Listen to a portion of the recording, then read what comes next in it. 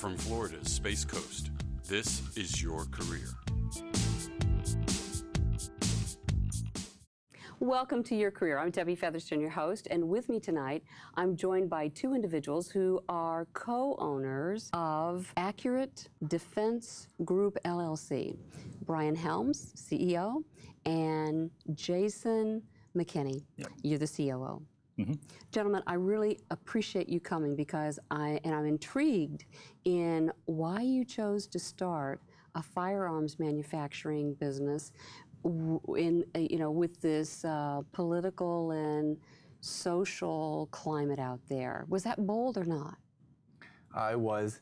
I think when we conceptualized the idea and when we first began, we didn't have that in mind. We didn't think of that. We thought of our passions and what we saw a void. Basically in the firearms business, the way we saw it, it was lacking customer service. So we wanted to be available to the customer and kind of put a different vibe out there in the world and show people that it can be friendly and it can be for law-abiding citizens. It doesn't have to be a scary place, and we could bring that service to the public. Great. We've held our views and convictions our entire lives, and we realized that to start a company like this, at some point we had to rely on those convictions. Right. Freedom and liberty, and firearm ownership is a big portion of that. So we stuck by those convictions, and we realized that there are a large majority of people out there that have the same convictions, and that they would enjoy that reciprocation between our service and their consumership. Yeah, I think the one thing that's interesting, you both have, who has a military background? I guess I forgot. I do. Okay, Brian. And also both of you have experience with the police force? Law enforcement. Law enforcement. So to me, it just helps me. I think that lends to the credibility of what you've just said. Right. You are wanting to make certain that these firearms are available to responsible people. Absolutely. Right, who have a passion for hunting, or they're going to use it in an appropriate, responsible way, as we just said. Correct. Well, let's move away from that. I just wanted to throw that out there because I think that's a big darn deal sometimes for some people when they think about it. They might, depends on their perspective, so I just want to honor that. But let's go into a subject that I think our viewers are going to be really interested in, and that is around the structure, the business structure of your organization. You chose to do an LLC, not a partnership, not a C Corp. Tell us about that. For any viewer that might be saying, hey, I'm going to start a business, but I'm not really sure what structure, how did you come to that conclusion? It had legal benefits as far as the structure of the business goes. Right. It allows us, by the policy in the LLC, to control how the managing partners operate, so that should you bring on anyone else in the future, they can either be written in as a managing partner or not. They can come in as a financial partner, but not have any say-so in how you do or don't conduct business. And it provides some personal financial protections as well for your personal life compared to the business that you're running. Yeah, well, I have an LLC, and I just was curious about that. And often when you have two people that partner, you'll see partnerships. And I've talked to many attorneys over the years that say, oh, there's a lot of red flags and difficulties, challenges, if you will, with a partnership. So thank you for answering that question. And a C Corp, I mean, the one drawback that I saw when you're a small business is that, your money is getting double taxed. Yes. Right? Organization pays for it, and then it comes to you, and you pay tax on it as well. Right. And we never had visions of staying small, so we wanted to grow rapidly and to large lengths. So we wanted to structure and be able to do that. With a partnership, it kind of holds you back a little bit. We wanted to be close to a corporation, but still have a corporate structure without the corporate legal. Right, absolutely. And you've got, like you said, you've got the ability to add members. Correct. And so that, so that's just something for people to talk to their attorneys about and maybe consider when they're researching it. But thank you for that. What surprised you most during your startup phase of ADG? I think how fast it moves. Yeah, I think the rapid growth and how you can have a plan and things can move so quickly, sometimes beyond your control. I know with us specifically, as soon as you started getting into some of the legal paperwork and licensing and guidelines, it kind of catapulted us into the next level of ownership. Like if you own a clothing company, Right. you grow as fast as you want to in that regard. How much Right. you want to market, how much you want, Right. how much product you want to deliver, and you kind of set your own pace if you want to. In this world with the permits, the licensing, and the government permissions that you have to apply for, when you send all that out, you awake that giant. Oh. And now when those come to you, now you have stipulations. You have to be engaged in commerce. You have to have a location. You have to have all these things. That, Okay. So your infrastructure has to grow very quickly, sometimes a lot quicker than you had maybe anticipated. Right. So Right. for a business that requires a lot of fees and licensing, especially if you're required to have a standalone location, Right. you really have to plan for that up front. It's going to hit you really fast, and if you're not prepared for it, it could be crippling if you're not ready for it. Yeah, it could really just put you in the tank, couldn't it? Because of Absolutely. the hidden costs. There's a lot of hidden costs. There's a lot of hidden guidelines. A lot of things that they come out at the bottom or the end of the paperwork, and all of a sudden, before this goes through, you have to have this. So you better go get it Yeah. Yeah. right then. Wow. So Make it sure you're was- compliant. Yeah, Yes, exactly. We wanted to be 100% compliant. We didn't, Right. we didn't want to be cutting any corners, especially in this industry. So Yeah. we had to go out and get what we needed immediately. Well, given that, I'm just curious, what would you say, or what have you discovered really have been the essential steps to, not just getting it started, but, sustaining the growth or really pointing the organization in the right direction for growth? Planning. Planning? Yeah, planning, knowledge.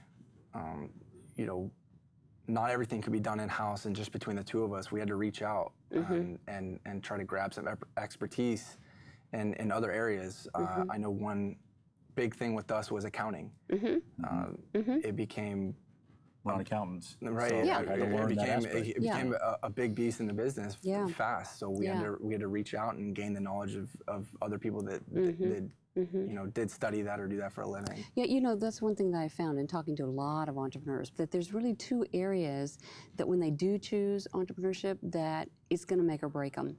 And it tends to be almost the Achilles heel for many entrepreneurs, and that's marketing and just selling. Absolutely. I know, and we realized that along the way that if you have an idea, Yeah, that's fantastic. And if you're willing to, even if you're not a salesperson, you have to become one. yeah, If you're not a marketing person, you have to become one. And then above all of that, no matter if you call yourself a CEO, a COO, Yeah. you have to be a CFO right, first and foremost. right, If you don't look at everything through that lens first, the marketing can't come together, the sales Right. can't come together, right.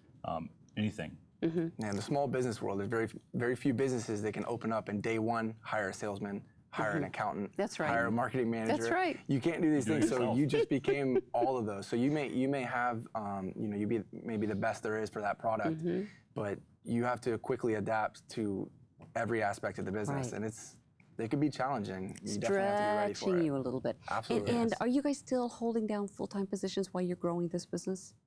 I Anybody? am. You are? Okay. Right, he is. Yeah. I've kind of transitioned Yeah. just extremely recently to Yeah. Good. being full-time at the business.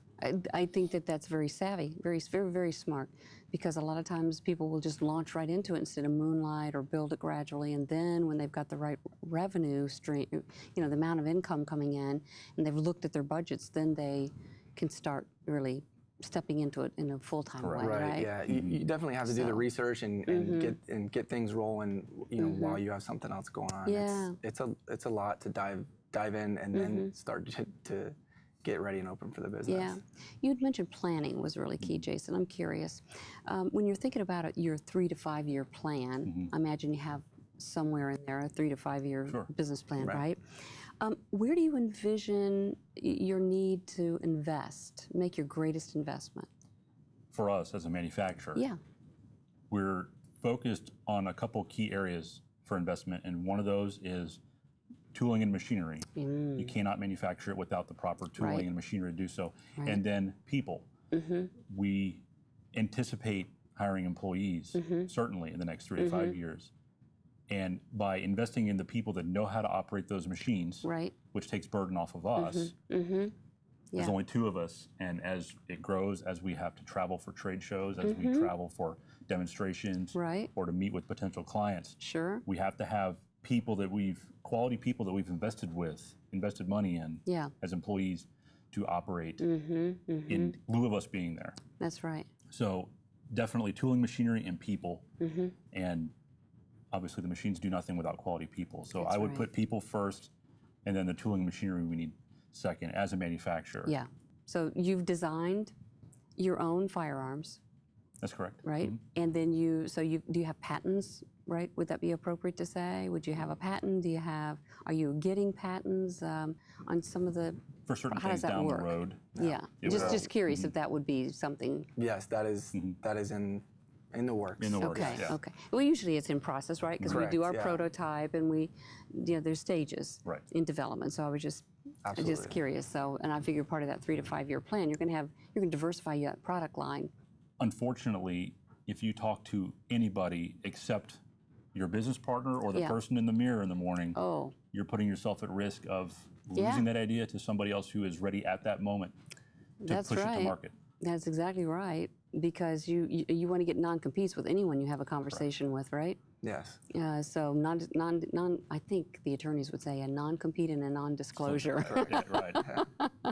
So they have these little quick acronyms, but I think that's a very good point for the viewers that don't just be out there talking to anyone. You have to have trusted advisors, and even to protect the trusted advisor, they should be signing these documents. Absolutely. Yes. So that just makes certain that you're protected, your ideas are protected.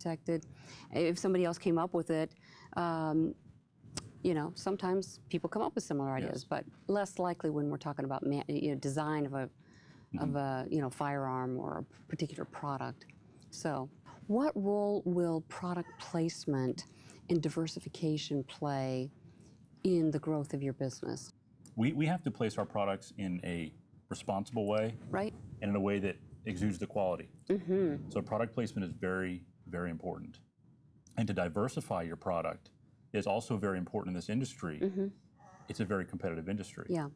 You can't just focus on law enforcement or military or just private citizens owning firearms. You have to be willing to look at every idea that comes your way.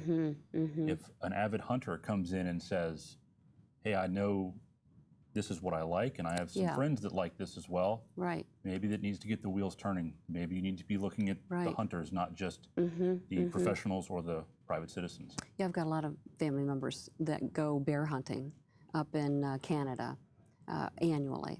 And, I've got sons that deer hunt and, so they're going to use firearms for that. But there's other kinds of things that they're using bows, arrows, right? Correct. For, but, when you're thinking about the firearms, and safety is a big darn deal.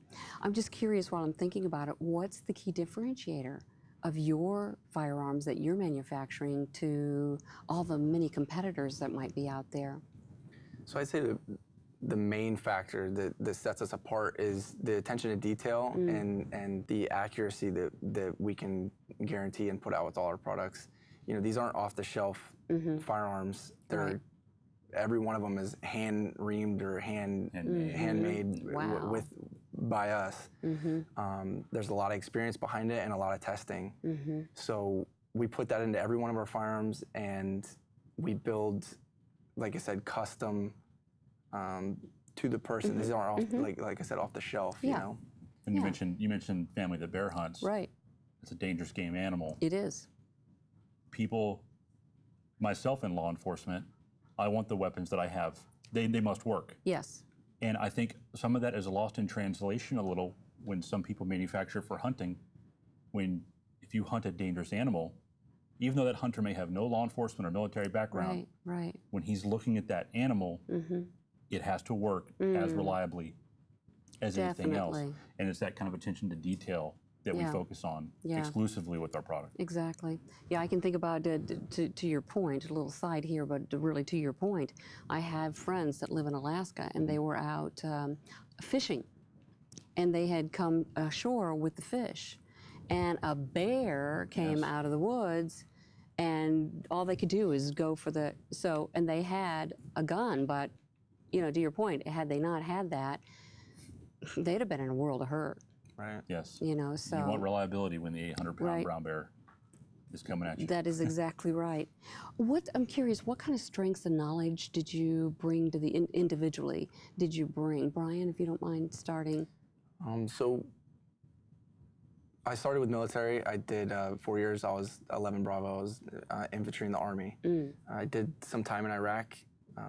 When I came home, became a police officer, and We got hired together, actually. right, yeah, we went through the academy together. We both got hired at the same police department. I ended up getting involved with the SWAT team and getting involved with the sniper section there. So I was on the sniper section for, I guess, 5 years, and I got an opportunity to do some contract work with a few companies overseas. So I got to do some designated marksman stuff overseas, hands-on work, obviously, with the overseas. I had a lot of training in the actual field work of the long-range bolt gun and firearms industry. So it was something that, one, you needed because it was, it protected your life, Correct. right? And so it was something that you were very passionate about and you became very intimate with. Yeah, it definitely became a part of me. It's ingrained. Yes. Yeah. So, Jason, how about yourself?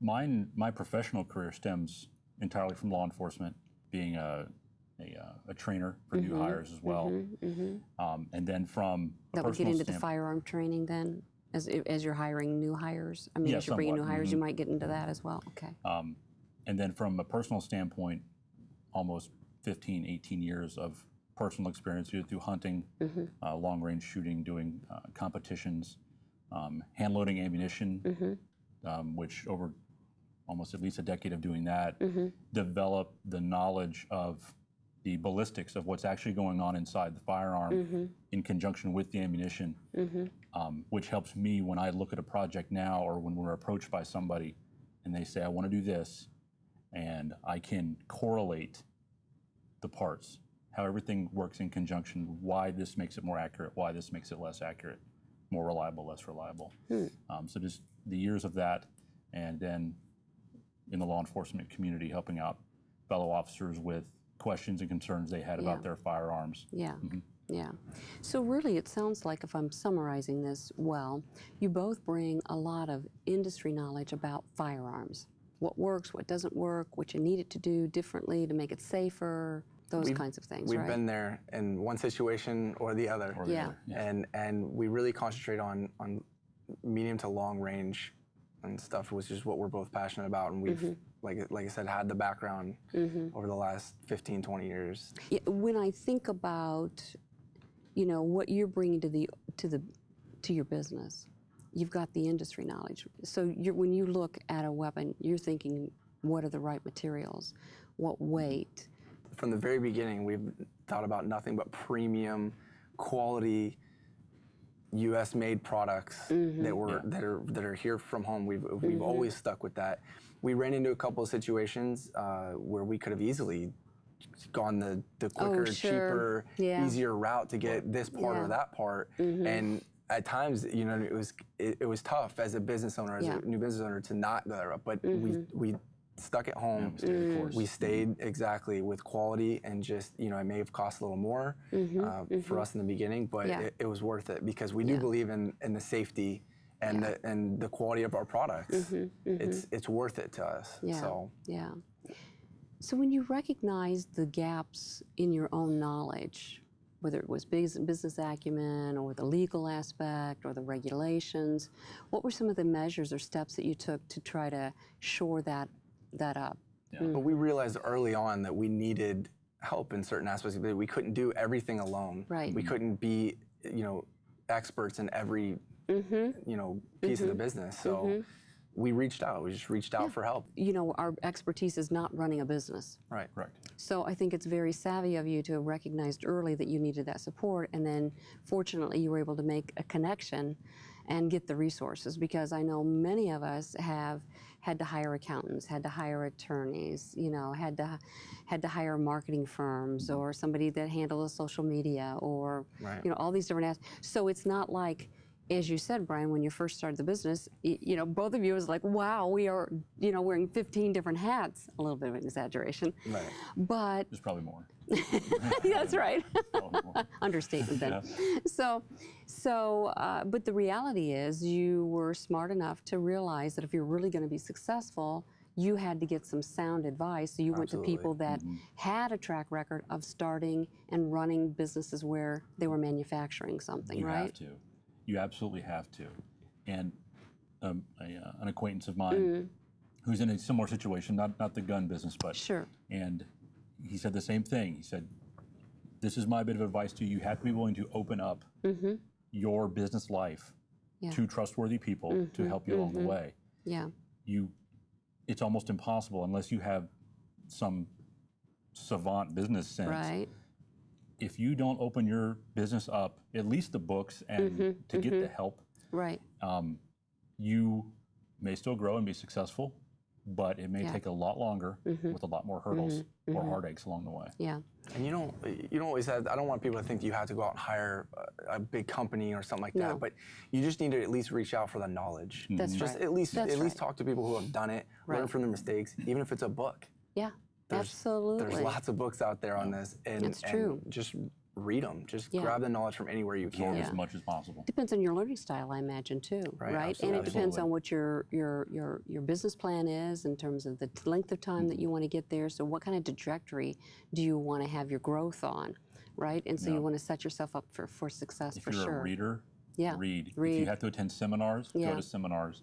If Yeah. you have to go to learning clinics where you can put hands-on, where they actually show Yeah. you on computers what you're doing, Right. or accounting and whatnot, Right. do it. Yeah. Knowledge, Yeah. it's cliche, the knowledge is power, but absolutely, it absolutely is in business. It is. Well, Talking about that, what are some of the laws and regulations that have how I should say it this way? Not, I don't want you to go through all the laws and Right, regulations because I correct. know they're Yeah, vast. we'd be well, But how have the laws and regulations really affected your business? You told us a little bit on the front end, but they dilate the time of everything. One aspect that we didn't really notice at first or think about at first, but have really experienced, especially in the last few months, government approval for something moves as fast as it does. Generally, you can't call them and hurry things along. Right. yeah, And never. There are some things in our business, so if you're thinking about starting a business like this, really pay attention to this, is that there may be 3 or 4 months where you're waiting for approval on something to either manufacture it, label Yeah. it, whatever. And that's 3 or 4 months that product sits in limbo. And Yeah. that's almost a minimum. I mean, you could Wow. be business-wise, you could be ready to go. We're ready to go. We're ready to Yeah. go with this product. It's designed. Yeah. It's tested. Yeah. We're ready to move forward. Well, at that point, now you're waiting. You're that sheet of waiting paper. for You're that sheet waiting. of paper or whatever it may Whatever be, it and is. that could be months on end. So Wow. you better be ready for the wait. So And that could go for any Yeah. manufacturing and that's hard to business. even plan for. It I is. mean, Yeah. you could plan for a wait, but you never know how long it's going to be, Yeah, and you never know what day it's going to show up. that's it. So having contingency plans is something you probably have become pretty savvy at. Yes. Right. And I know business Creating. owners in their finances, they create buffers as Yeah. best they can. And Yeah. in this industry, Yeah. your buffer, you need to plan for an 8-month Yeah. buffer if it gets worse of worse, but you need to plan ahead.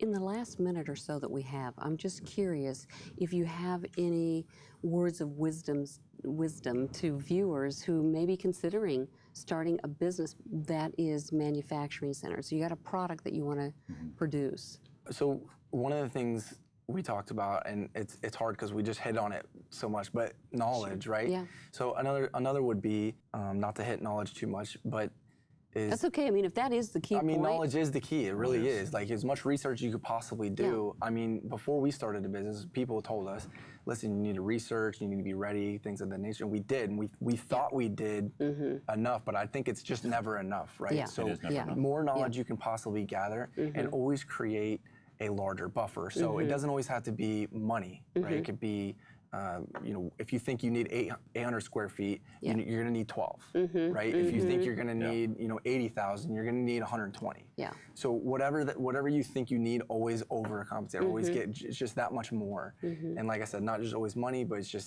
space, it's product. Whatever the case may be, you always need to have that little bit more, and you'll see why real fast. Yeah. Because you'll hit that mark, and then you'll need just a little bit more always. So I would say, and then your ability to network. Yeah. If you want to produce whatever widget you're making, Right. there's a large stream of processes that go into that, not just from planning, from a drawing, and then someone, if you don't know how to work Right. CAD, Right. like computer aided, Oh, sure. someone has to do that. Yeah. There's prototyping and manufacturing, Yeah. sourcing the material, knowledge and planning. I know Right. it comes back to that Absolutely. every time, but knowledge and planning, and a Yeah. solid business plan that you're willing to stick to, no matter what great idea you think you come up with along the way. Yeah. Table it Right. and stay to that plan until you're ready to branch out. Really have that discipline then. absolutely, To hold you accountable. it's very Yeah. easy to branch out too fast, and all these different. You really have to, like you said, just stay that course. Well, thank you for being with me, and thank you for the wealth of information. And on behalf of my guests and everyone here on the set of Your Career, thank you for watching, and remember, be career happy. More information about this program is available online at millermediagroup.org.